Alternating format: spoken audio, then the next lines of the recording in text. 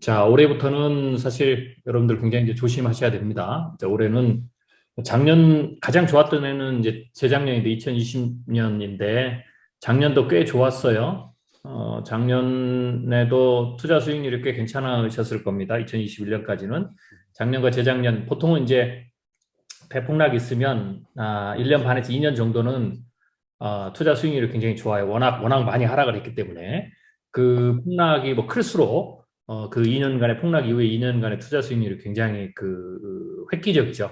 근데 이제 3년 차부터는 사실 이제 굉장히 빠른 속도로 투자 수익률이 그 대폭락 이전으로 이제 돌아갑니다. 당연한 이치예요. 네, 당연한 이치입니다. 그래서 뭐 2022년은 투자 수익률이 올해 2021년과 비교해서 굉장히 낮을 거다. 뭐 이런 기본적으로 생각하시면 돼요. 그렇지만 이제 특별히 이제 한국은 좀 다르지만 한국은 이제 계단형이니까 한국은 장기간 박스권에 머물 가능성이 꽤 높습니다. 그 뭐 제가 누누이 한국과 미국을 이제 비교해 드리면서 중국도 비교해 드렸죠. 다 이유가 있는 겁니다. 주가가 계단형을 가는 것과 그 다음에 급성장과 급하락을 반복하는 구조나 우상향하는 구조나 이게 국가의 경쟁력이라든지 글로벌 경쟁력이라든지 여러 가지 이제 다 차이가 있다고 그랬죠. 어쩌든지 간에 이제는 이제 미국이 이제 우상향할 가능성이 가장 높은데 일단 뭐 올해 수익률이 작년하고 재작년만 못하지만 이제 평균 수익률로 회귀되지만 미국의 S&P 기준으로 미국의 연간 평균 수익률은 대폭락을 포함해서 대략 한 7에서 한 8% 정도 돼요. 그럼 이제 대폭락이 들어가 있었기 때문에 평균 수익률이 저하가 되는 거니까 S&P 기준으로 평균 수익률이 10에서 한 12% 이상 된다 이렇게 이제 보시면 됩니다. 네, 그래서 뭐 내년에도 뭐 여러 가지 이야기들 나오는데 올해에도 2022년 한 해에도 S&P 기준으로 봤을 때 미국의 종합주가지수는 추가 상승이 가능합니다. 이제 대신 양태가 달라져요.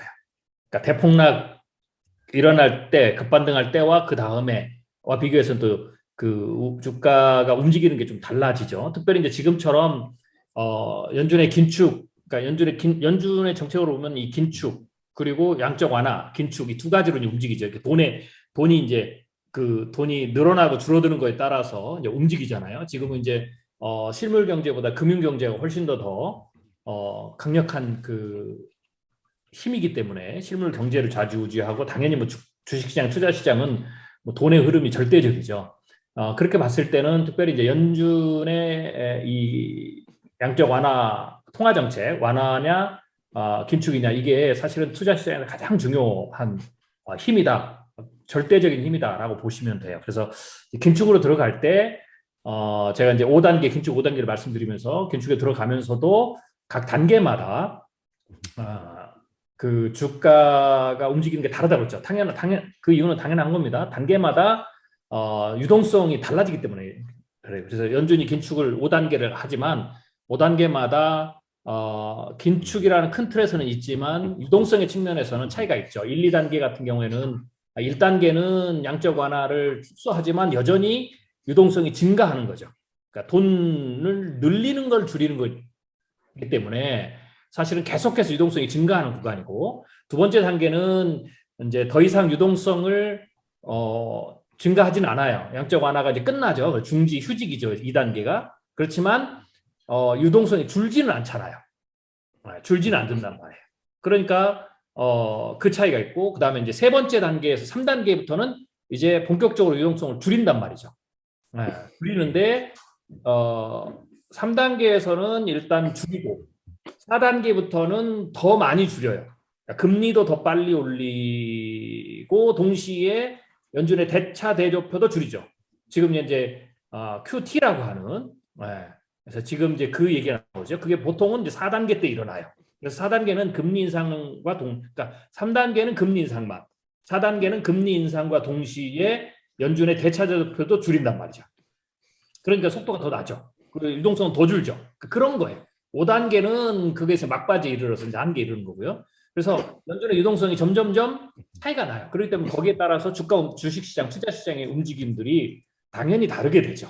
올해는 보통은 이게 이제 사이클이 대략적으로 그 긴축에 들어가면 대체적으로 긴축이 한 3, 4년 정도로 가는데 지금은 압축 기간이라고 그랬죠. 왜냐하면 그 2020년에 주식시장이 대폭락을 했지만 실물 경제에 대해서 2008년, 2009년 서브프라임 사태 이후로 만들어졌던 버블이 해소되지 않은 상황에서 버블이 지금 쌓여졌으니까 그 다음번 버블 기간에 정상적이라면 7, 8년이 걸리겠지만 버블이 해소되지 않은 상황에서 버블이 추가로 쌓였으니까 당연히 7, 8년보다 짧게 오죠.